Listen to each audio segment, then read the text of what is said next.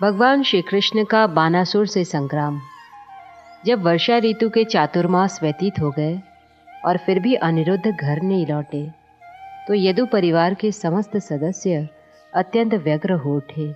उनकी समझ में नहीं आ रहा था कि अनिरुद्ध किस प्रकार अब तक अनुपस्थित थे। सौभाग्यवश एक दिन देवर्षि नारद ने आकर यदु परिवार को अनिरुद्ध के महल से अंतर्धान होने के विषय में जानकारी दी।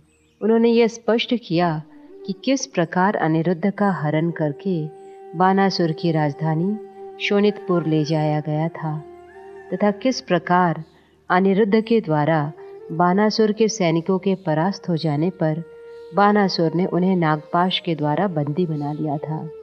देवर्षि नारद ने यह समाचार पूर्ण विवरण सहित सुनाया और समस्त कथा उनके सम्मुख स्पष्ट रूप से कही। तदुपरांत श्री कृष्ण से अत्यंत स्नेह रखने वाले यदुवंश के समस्त सदस्य शोणितपुर नगर पर आक्रमण करने को तत्पर हो गए। श्री प्रद्युम्न, श्री सात्विकी, श्री गद, श्री सांब, श्री सारन, श्री नंद, श्री उपनंद और श्री भद्र सहित परिवार के लगभग सभी नेता संयुक्त हो गए और उन्होंने व्यूह रचना करके 18 अक्षौहिणी सेना एकत्र की। तदंतर वे सब शोणितपुर गए और नगर को चारों ओर से सैनिकों, हाथियों, घोड़ों और रथों से घेर लिया।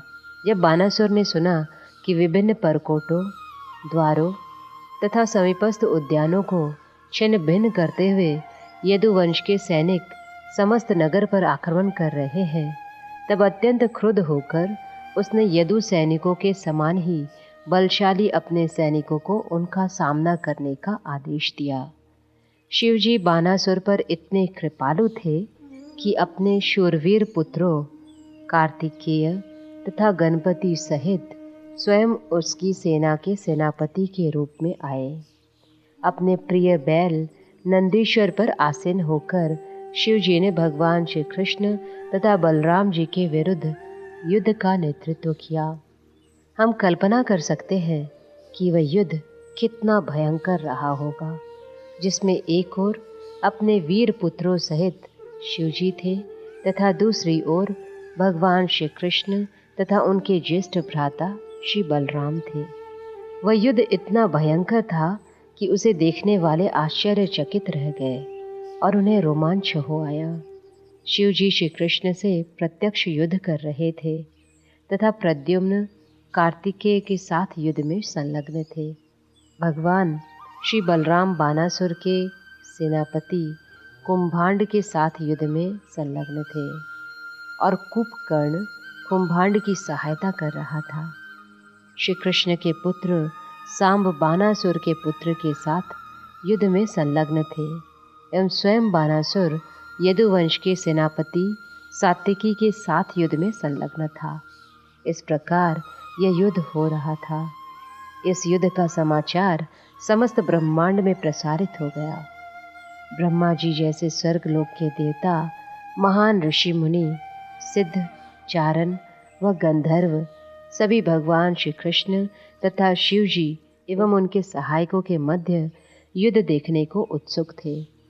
कौतूहल से परिपूर्ण वे सब अपने अपने वायुयानों में युद्ध भूमि के ऊपर मंडरा रहे थे।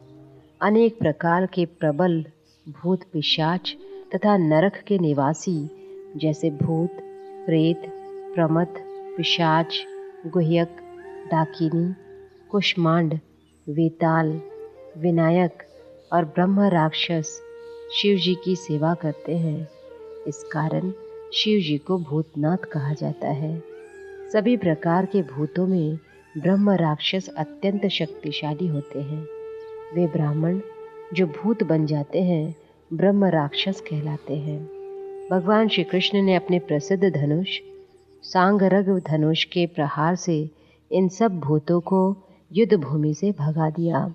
तब शिवजी अपने समस्त चुने हुए अस्त्र शस्त्रों से श्री भगवान पर प्रहार करने लगे। भगवान श्री कृष्ण ने बिना किसी कठिनाई के इन सभी अस्त्रों को अपने अस्त्रों से काट दिया। परमाणु बम के समान ब्रह्मास्त्र को श्री कृष्ण ने अन्य ब्रह्मास्त्र से काट दिया और वायु अस्त्र को पर्वतास्त्र से काट दिया। जब शिव जी ने अंधड़ लाने वाला अस्त्र चलाया तो भगवान श्री कृष्ण ने उसके विपरीत पर्वतास्त्र चलाया, जिसने आंधी को तत्काल ही रोक दिया। उसी तरह जब शिव जी ने प्रलयंकारी अग्नि अस्त्र चलाया तो श्री कृष्ण ने उसे घंघोर वर्षा से काट दिया। अंत में जब शिव जी ने पाशुपत अस्त्र नामक अपना व्यक्तिगत अस्त्र चलाया तब श्री कृष्ण ने तत्काल उसे नारायण अस्त्र से काट दिया। तब भगवान श्री कृष्ण से युद्ध करने में शिव जी अत्यंत उत्तेजित हो उठे। श्री कृष्ण ने इस अवसर का लाभ उठाते हुए जम्भाई का अस्त्र चलाया। इस अस्त्र के चलाने पर शत्रु पक्ष भ्रमित हो जाता है, युद्ध बंद कर देता है और जम्भाई लेने लगता है। इस अस्त्र के परिणाम स्वरूप शिव जी इतने थकित हो गए कि उन्होंने युद्ध करना अस्वीकार कर दिया और वे जम्भाई लेने लगे। अब श्री कृष्ण को शिव जी के आक्रमण से हटाकर अपना ध्यान बानासुर के प्रयास पर केंद्रित करने का अवसर प्राप्त हुआ। वे बानासुर के सैनिकों का कटार और गदा से वध करने लगे। इसी मध्य भगवान श्री कृष्ण के पुत्र प्रद्युम्न देवताओं के सेनापति कार्तिकेय से घोर युद्ध कर रहे थे। कार्तिकेय घायल थे और उनके शरीर से रक्त धारा प्रवाहित हो रही थी। इस दशा में और अधिक युद्ध न करके कार्तिकेय अपने वाहन मयूर पर सवार होकर युद्ध भूमि से चले गए।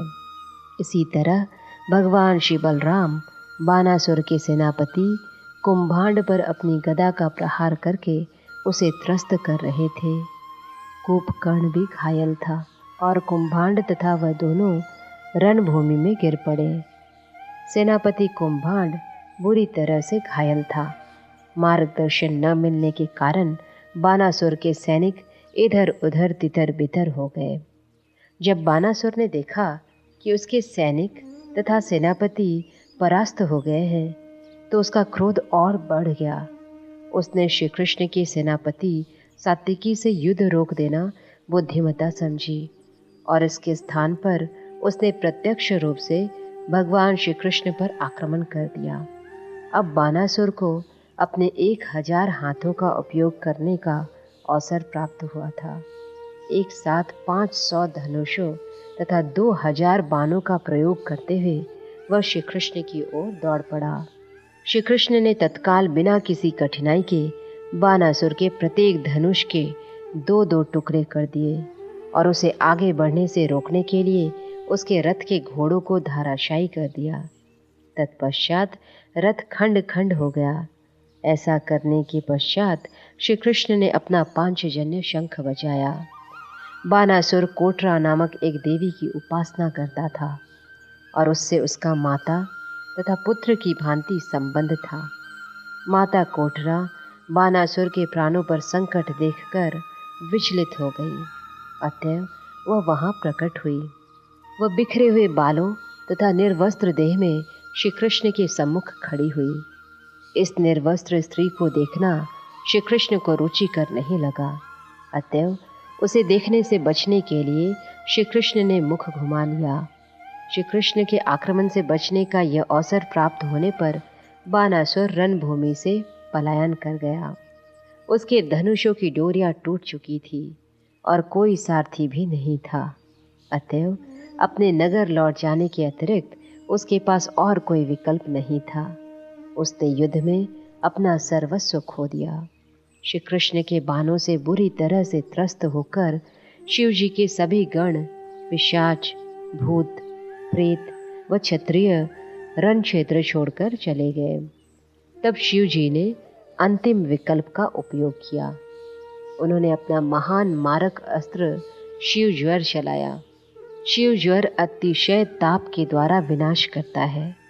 कहा जाता है कि सृष्टि के अंत अर्थात प्रलय के समय सूर्य सामान्य से 12 गुना अधिक तप्त हो जाता है।